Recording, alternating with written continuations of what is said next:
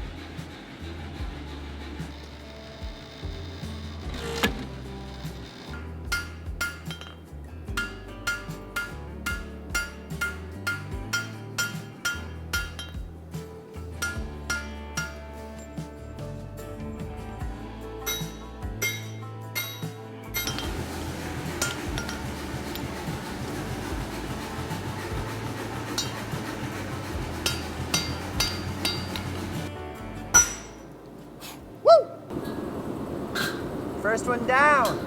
Let's go.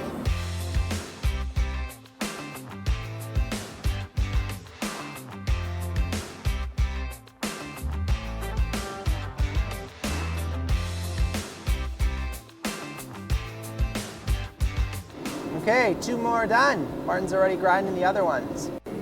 That's getting messy down there.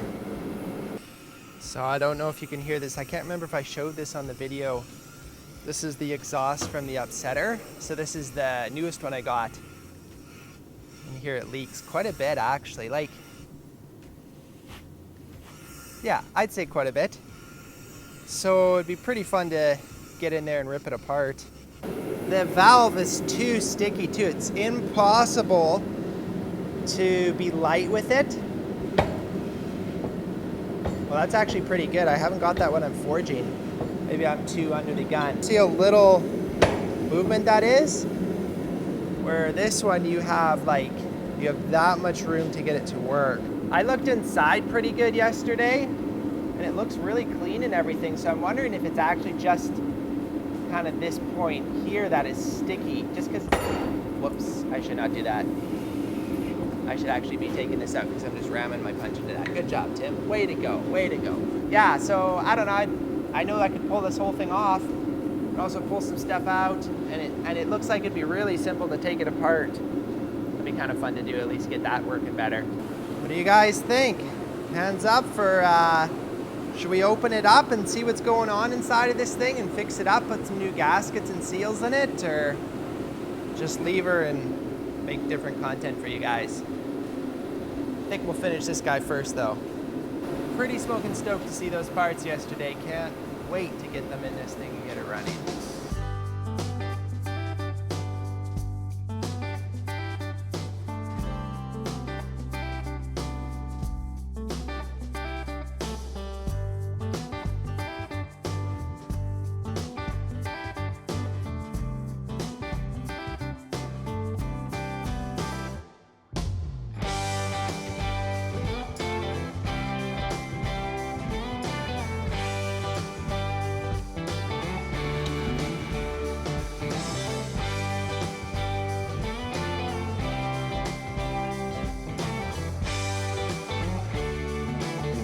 One thing I've been trying today that I've never tried before is typically I use this die to drive out the cheeks here on the axis to spread it to make it look like this. But today I'm using these. Oh man, look how bad those are set up. Oh man, I'm gonna see if I can fix that. That's why I'm having so much troubles here. Oh boy. Anyways, regardless of how bad they're set up, how is it that bad? Okay, I'm over it. I'm not, but I'm gonna keep going. These are so thin, they draw the material faster in this direction with less of material going this way because they're thinner. That's really important, and you can see that this eye is actually pretty good for a rough off the power hammer, because typically it'll be kind of pinched on each end. So that's why I'm trying this out today. It seems to be working pretty good. It is a little bit frustrating to have to change those in for drawing the blade out, but if only I had a second power hammer working.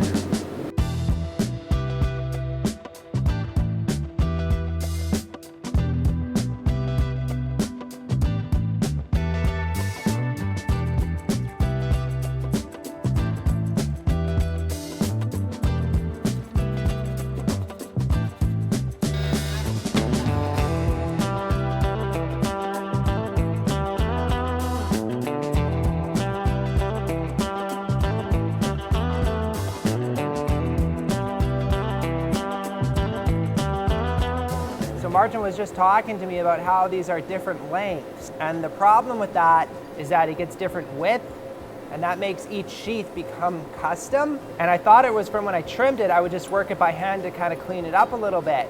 But I just noticed on this last axe that I forged, the tail is very long, and that reason that is long is because we were eyeing that up off of a stop. It wasn't a full, like an actual stop, it was just a block that we would just eye up to do the slitting. Trimmer, it works off the back, so the length of the axe is all the same, but it's different in relation to how it all shapes up. So I'm gonna have to make a stop up for sure for the back of the axe when we do the slitting so that they're all consistent. So I'm gonna let this one cool off, I'll just grind it and then draw this out, and then it'll all work out. But I'm gonna have to really watch it on the next couple.